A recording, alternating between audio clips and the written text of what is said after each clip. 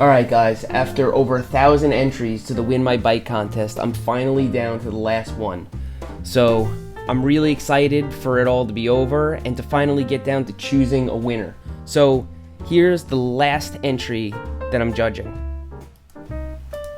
Hey Seth, my name is Matt and I'm from the South. I'm a real good old Southern boy, as you can hear from my distinct accent. And man, I got my eyes on that Diamondback. That is such a bad bike, baby. I love it. You know, my current bike is really holding me back right now because it's very dirty. I can't even figure out how to clean it. It's just so dang dirty. Wait a minute. I will friggin' guarantee you nobody has more Seth Bike Hacks t-shirts than me. I got this Seth Bike Hacks t-shirt. I got this Seth Bike Hacks t-shirt. I got this Seth Bike Hacks t-shirt. And I got some pretty sweet Seth Bike Hacks stickers as well. If you're just tuning in, I held a contest last month where you guys submitted videos to win my bike. My bike is very small, so it can only go to a small person. This initially excluded taller people from the contest, but Diamondback helped us out with that by providing a second bike for a taller winner. So now we need to choose those two winners based on their videos. With well over 1,500 applications, I needed a system to stay organized. Some of you guys were concerned after I said this during my podcast. Let's say each of them is 1 minute long. That's 1,000 minutes. When is this contest going to end? So I have to watch the video for 15 seconds, and if they're not starting to approach some kind of a point or grab my attention within the first 15 seconds, it's got to get moved aside. And what I really meant was that most applications could be screened inside of 15 seconds. Some videos were posted last year, which means they could not possibly address the contest. Other videos were 10 minutes of uncut helmet cam footage. I also checked to see that people were wearing helmets and that they were genuine followers of the channel. By skimming around, I was able to get a feel for these things and eliminate a fair bit of videos. From the remaining entries, I compiled a folder of around 120 really good ones.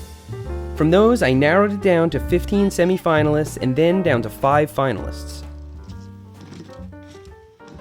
There was also a Savage Hux folder which I used to collect clips of, well, let's have a look at that.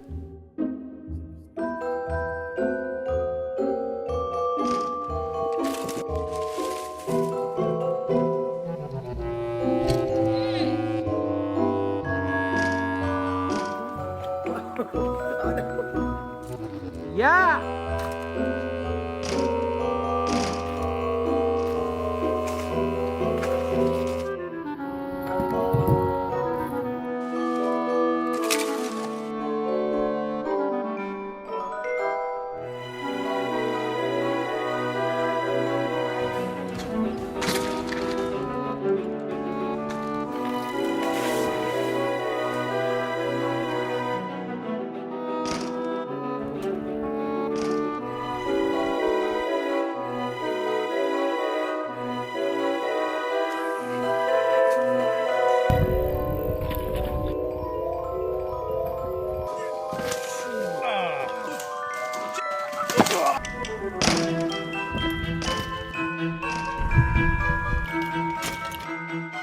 I hope you enjoyed that little compilation, but it's time to move on to the juicy stuff. Coming up with this list was not easy, as I got to glimpse into the lives of hundreds of subscribers. I felt like they all deserved bikes. Some of them really needed bikes. I don't run brakes, weight reduction, you don't need that. Grips, that adds a few pounds, you just take them right off. Some applicants even used their own time to win bikes for other people. Hi, I'm Robert Rooney, and I'm trying to get this bike for my dad so that me and him can go riding more often. My dad really deserves a new one. He means the world to me, and he always spends money on me and never on himself. The reason I want this bike is for my father, for everything he's done for me. This was especially inspiring. This contest wasn't about who had the worst bike, who could shred the best, or who was the hardest worker. This wasn't even about who deserved the bike the most.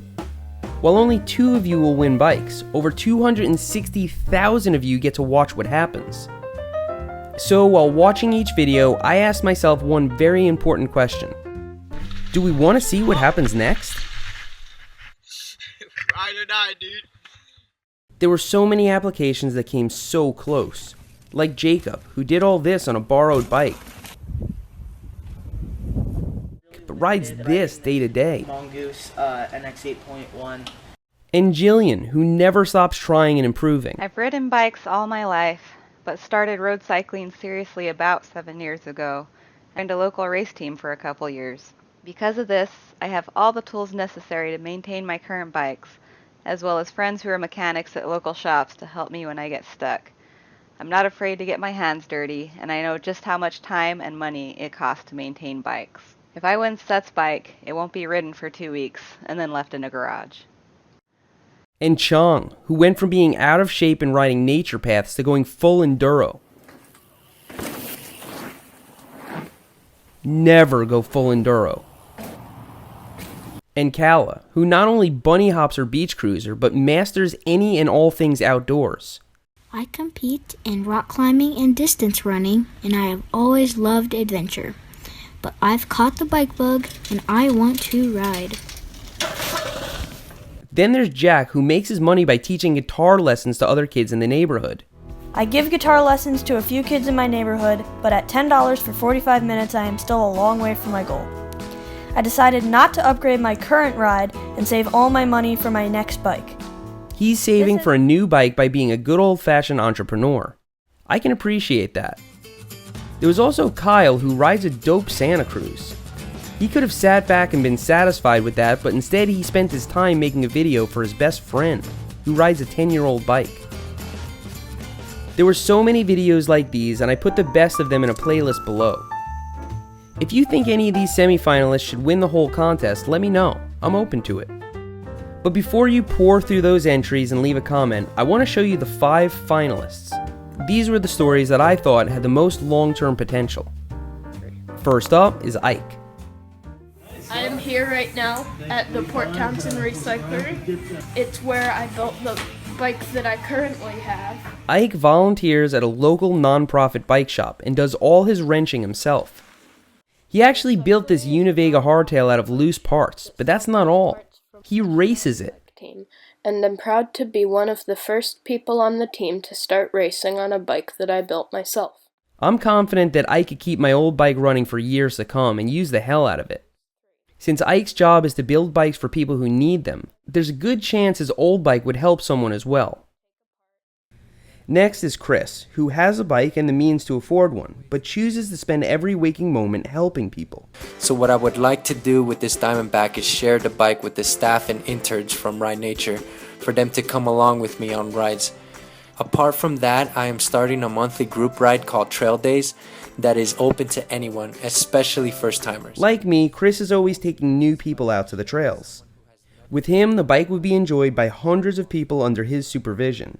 He's also in South Florida, so I might be able to deliver it personally. What do you guys think? Next is Dan, who has a decent XC bike. Why should he win? Yes, I do have a capable cross-country bike, but I definitely don't just ride cross-country. I like jumps, big jumps. Dan has clearly pushed his bike to its limit. He spends about an hour per day working on it, as well as every penny he makes on bike parts. I love Dan's shooting and editing style, which he clearly accomplishes through ingenuity, not expensive equipment. He used the mic on his phone to make sure we got a clear audio track. If Dan gets the bike, we get to see more videos like this. Next is Drew. Drew amassed over 30,000 views on his application video, which was clearly shot with a fair bit of good equipment and know-how. It doesn't look like anyone in his video needs a new bike, but Drew didn't do this to get a new bike for himself.